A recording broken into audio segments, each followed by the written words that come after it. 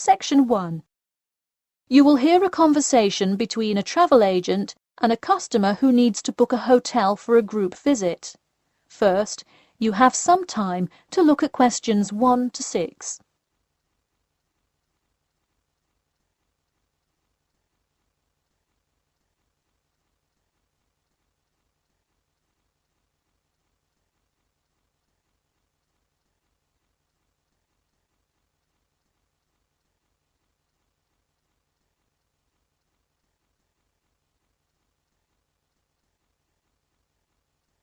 You will see that there is an example which has been done for you.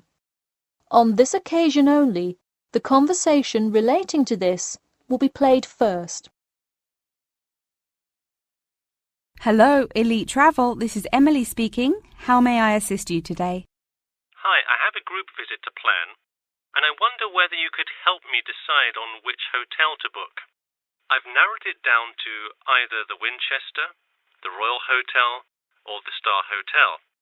I'm wondering if you have a recommendation. I would be happy to help. Those 3 are excellent choices. If everyone is booking hotel rooms independently, an easy way to do it is online booking. The Star Hotel offers online bookings at no additional charge. It sounds fine.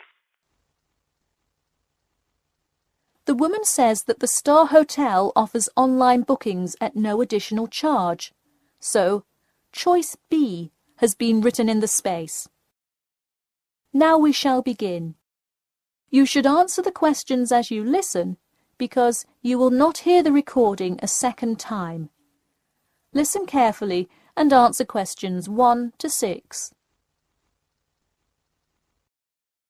Hello, Elite Travel. This is Emily speaking. How may I assist you today? Hi, I have a group visit to plan, and I wonder whether you could help me decide on which hotel to book.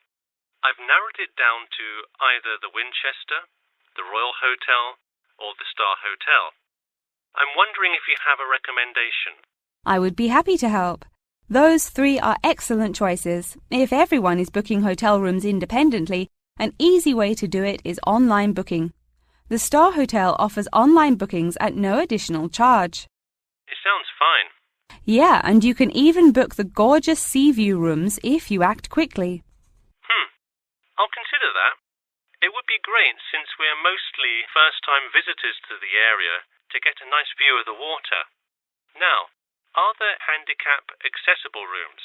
Yes, all 3 options have access for the physically disabled. Great. I should also mention that we'll be on a tight schedule, so we won't have much time to go out for meals. Which of these hotels serve food? There is a limited continental breakfast menu at the Star and at the Winchester. For a full restaurant and room service, the Royal Hotel is your best bet. Oh, wonderful. Could you tell me more about the restaurant? Absolutely. In the morning, there is a gourmet buffet or a la carte item, and after 11 a.m., lunch is served in the dining room. Dinners are in a nice, low-key but high-quality setting in the hotel's private dining room, and Fridays feature the house jazz band. How lovely. Is there a group discount? No, sorry, not at the Royal Hotel. Let me check on the others, though. Could I place you on hold for just a second? Sure, thanks. It looks like there is one at the Winchester. 15% off when you book 8 or more rooms. Really? Sold. We'll book at the Winchester. Wait, is it suitable for children, though? We'll have a few little ones in our group, and it would be great to have a way to keep them occupied. Yes, in fact it has a play place that kids just love, with slides and swings and everything. Definitely a good hotel to bring the kids. Okay, great. Before you hear the rest of the conversation, you have some time to look at questions 7 to 10.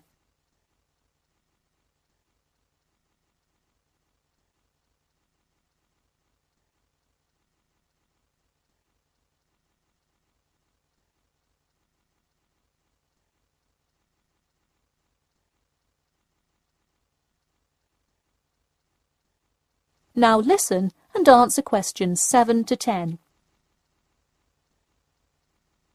So now I know where we'll be staying. What next?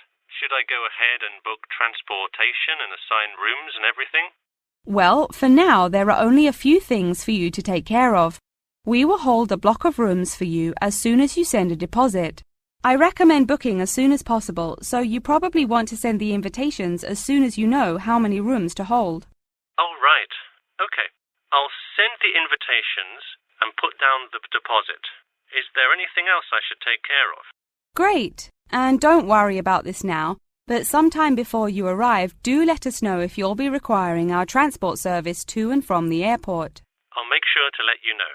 Does that incur a service charge, or perhaps a tip, or some presents to show our gratitude for the personal car service? Oh, don't worry about it. It is a free service, so if you would like to tip, you are welcome to do so. But hotel drivers do not accept gifts. Thanks for your help. My pleasure. Enjoy your stay at the Winchester. That is the end of section 1. You now have half a minute to check your answers.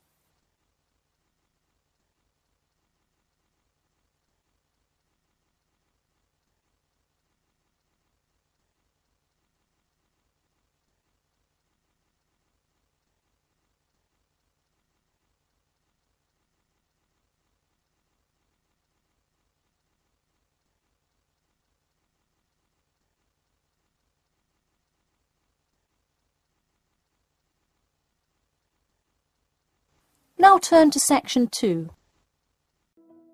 Preparing for Ielts? Still practicing on paper, but planning to take the computer-based test?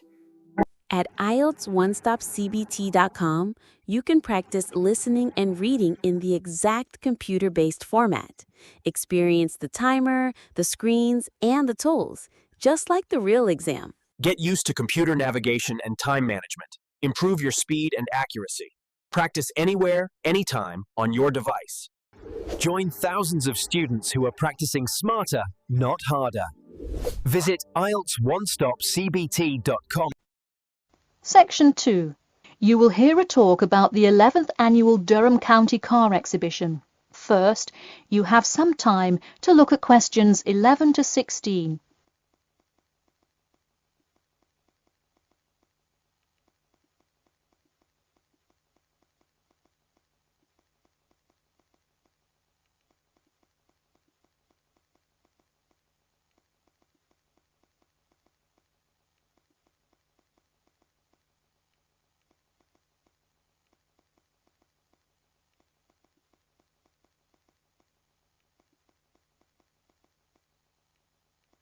Now, listen carefully and answer questions 11 to 16. Ladies and gentlemen of Durham, start your engines. Skip Gordon here, inviting you to the 11th Annual Durham County Car Exhibition. That's right, it's that time of year again. Mark your calendars. The pre-opening event kicks off on the 18th, and the exhibition officially opens to the public on Saturday, March the 19th. Take it from me, you won't want to miss Durham's most attended public event of the year 5 times running. You don't have to be a motorhead to appreciate the finest cars, both new and old, in existence today, but it helps. Be one of the 70,000 people to see everything from big rig monster trucks to good old-fashioned classic hot rods. Get your tickets now. Admission is £10 for adults and £5 for children during off-peak times, and £20 for adults and £10 for children, and senior citizens on weekends and for full-day passes. Come see vintage classics, bid in the auctions, and even test out a few on the Winners' Circle racetrack. An insider tip: weekends are the exact time when all of the best attractions take place. But to avoid Saturday crowds, join us this Sunday. You'll see me, Skip Gordon, and all your friends from WKXP there this Sunday at our very own booth, so stop by and say hi, and you might just win a prize of your own. A new attraction this year will be the addition of a new car category, electricity, namely the electric car class. See displays from Toyota, Honda, and you guessed it, Tesla.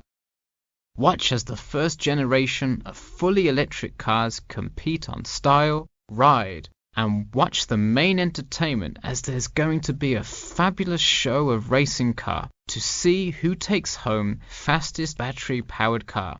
While not typically known for their speed, this new class is guaranteed to surprise you. Before you hear the rest of the talk, you have some time to look at questions 17 to 20.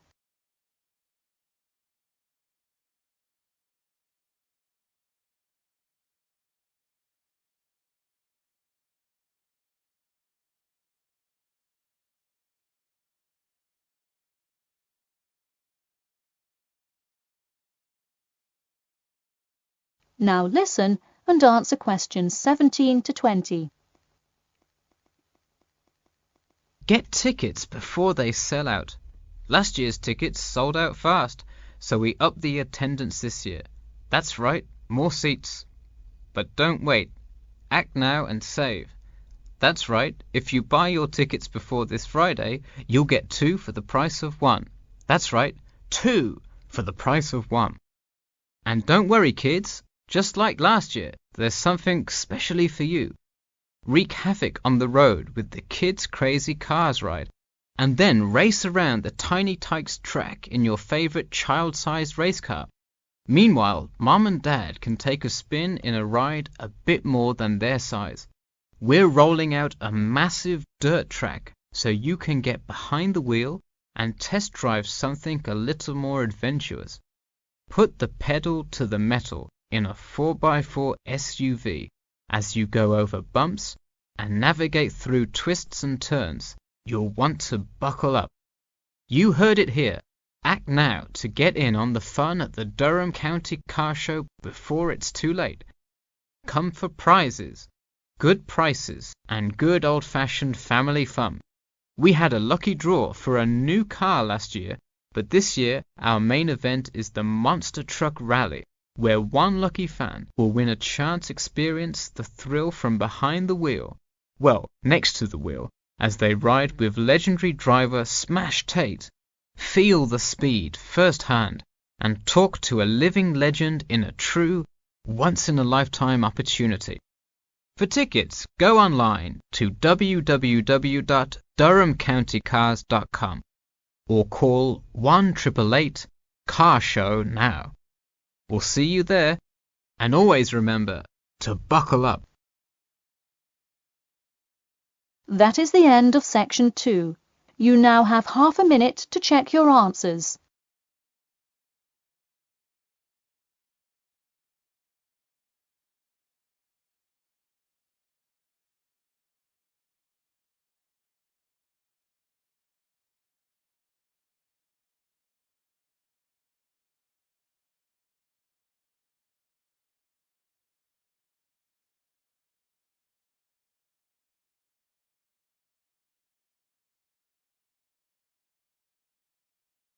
Now turn to section 3. Section 3. You will hear a student asking Professor Jameson for advice in choosing courses for next semester. First, you have some time to look at questions 21 to 23.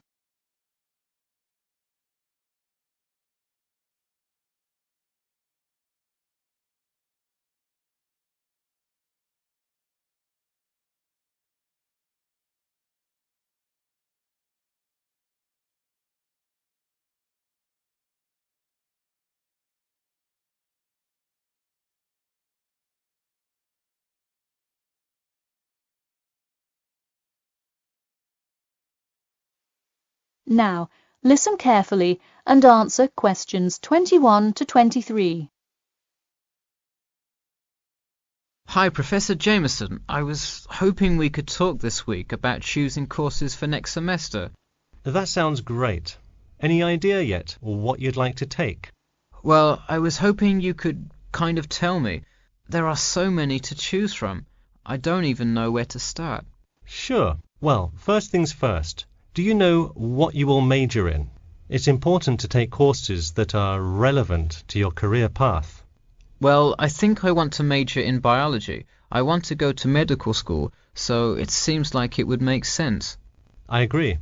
If you like biology, it's definitely a good idea to focus on that, since so many of the requirements overlap.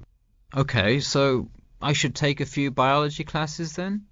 Yes, let's start there. You should pick 1 or 2 biology classes. Not just any biology classes, though.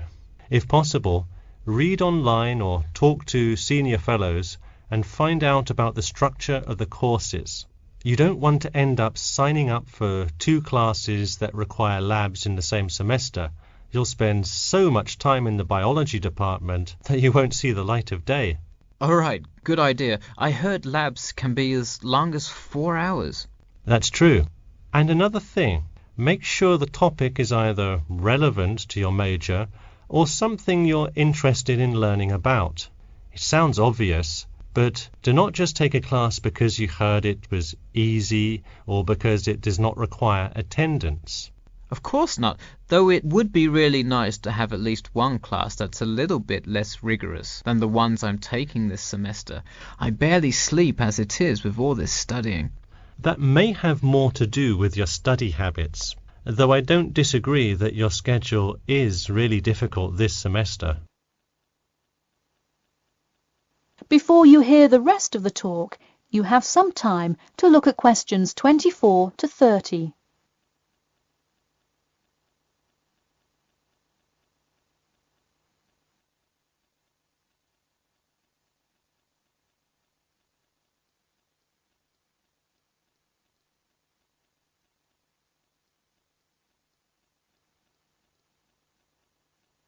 Now, listen carefully and answer questions 24 to 30. So, any idea which biology classes you may decide on for next semester? Well, I was thinking of taking human physiology. It sounds relevant and interesting.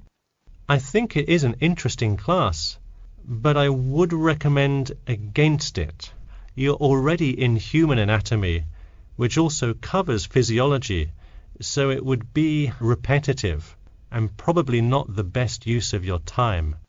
If I already know some of the stuff, I could take it to boost my GPA a little bit. You could maybe do that, except the professor that teaches it is famous for giving out the fewest A's of any professor. Oh wow, never mind. Now, changing subjects. Have you decided yet on your research topic? Well, I actually decided I don't want to do a research paper. I'm going to do a dissertation instead. I think I will much more enjoy coming up with a thesis and finding all the details to support it. I see. Didn't you already do some of the research, though? What happened to that? Well, I started doing research, then the more data I collected, the more complicated things got. I realized I would have to take a lot more steps to randomize the sample, and then I realized I would need to control for more factors. I see. What kind of data collection did you do? I interviewed employees at the water treatment facility after Professor Dickinson recommended it. I understand. Well, the research paper could be much more outside work, but it may be worth it if that is what you're interested in. No, I am a lot happier just doing the dissertation. That's fine with me. Just remember, you need to finish your first draft and send it in soon. It's already the middle of February. Oh wow, it is, isn't it? I just have to finish it by the end of March, right? Yep, but don't forget, the date will really sneak up on you. Okay, I'll make sure to set reminders in my calendar. And who do I talk to about registering my dissertation? You should go to the department office and then talk to the secretary. I thought I needed to talk to the department head. Not for registering. If you need help developing your dissertation, that's when you should go to the department head. I see. And who would I see about getting access to the database of past research on my topic? That you can find in the computer lab, specifically in the office. You'll have to ask a lab technician to give you access. Okay, well, I'll go ahead and get started on that then. Thanks. That is the end of section 3. You now have half a minute to check your answers.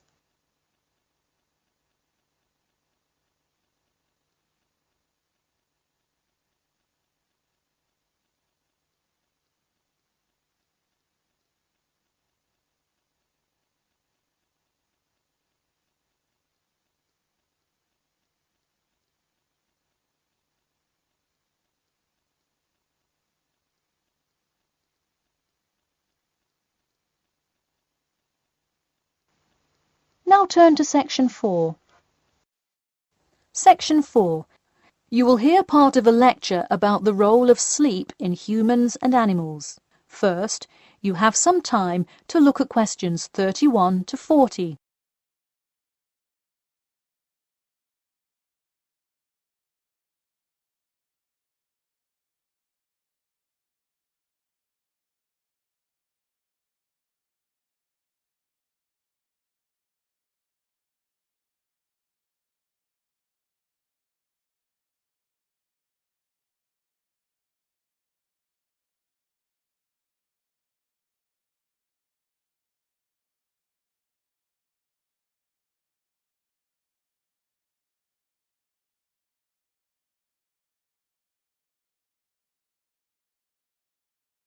Now, listen carefully and answer questions 31 to 40. Good morning, everyone. In today's lecture, I'm going to talk about the role of sleep in humans and animals. Of all the biological processes in the animal kingdom, sleep is perhaps the most important. A human can survive for almost 2 weeks without eating, but did you know that 1 week without sleep can be fatal? It's even worse for animals, especially for those who must avoid predators. Without sleep, an animal is much less capable of avoiding an attack. This is the case for all animals, whether they are reptiles, mammals, or fish. Let us look now at how different animals sleep, reasons for their ways of rest, and the potential problems they might encounter. In marine life, sleep must be balanced with breathing. For example, the dolphin must float to the surface as it sleeps in order to breathe. Like other large sea mammals, they keep one eye open and one half of the brain awake at all times to maintain some amount of consciousness required to breathe and to watch out for possible threats. They sleep with only one brain hemisphere in slow-wave sleep. Birds also have unusual sleeping patterns, mostly due to being constantly on edge in the presence of numerous predators. They usually sleep quite lightly. For example, Swainson's thrush, also called olive-backed thrush, is a medium-sized thrush that takes hundreds of naps during the day, each of which lasts just a few seconds. While migrating, migratory birds tend to function well on micronaps. Horses, on the other hand, do most of their sleeping standing up. Scientists think that horses developed their habit of sleeping upright as a defense mechanism, a way of protecting themselves against predators, and a standing position keeps a horse in a constant state of readiness to race away if danger should approach. Also, horses do occasionally take short naps lying down. Horses are heavy animals with big muscles, but their bones are surprisingly delicate, so lying in one position for a long time could well injure a horse. Just like humans, animals can also have sleeping problems. Dr. John Hendricks and Adrian Morrison from the School of Veterinary Medicine, University of Pennsylvania in Philadelphia, determined that certain diseases were primarily associated with the sleep states in animals. In their research, they emphasized that because so much in this area still remains unclear, animal models were very important for studies of sleep disorders. The physiology of sleep in animals is similar to that of humans.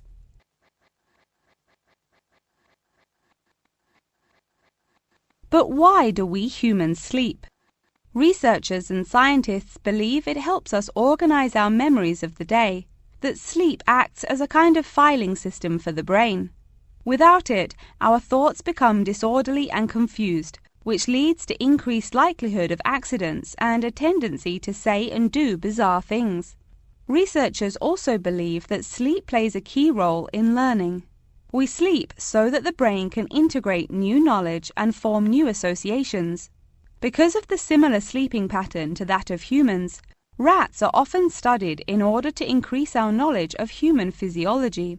In one study, rats were kept awake for almost 2 weeks and their behavior was observed. Researchers found the sleep-deprived rats could hardly remember anything of what they had been taught that day. For example, one rat had been taught to recognize pictures of various Parisian landmarks in order to receive food. Pressing a button below a picture of the Louvre would result in food being released, and so forth. However, When deprived of sleep, they would press buttons seemingly at random. In addition to rats, the fruit fly, a small insect that feeds and breeds on spoiled fruit, also has been used as a model organism, and thousands of scientists around the world work on it. But why was the fruit fly chosen to be studied? It was for practical reasons. The most important one is that the relationship between fly and human genes is so close that the sequences of newly discovered human genes, including genes that show a susceptibility, can often be matched against their fly counterparts. This provides an indication of the function of the human gene and could help in the development of effective drugs to help people with sleeping disorders. Therefore, many scientists today choose to study the genetic structure of the fruit fly, which could make a particularly important contribution to the understanding of developmental processes in humans. In conclusion, sleep is a necessary part of life, not just for humans, but for the entire animal kingdom. Now, I'd be happy to answer any questions you may have. That is the end of section 4. You now have half a minute to check your answers.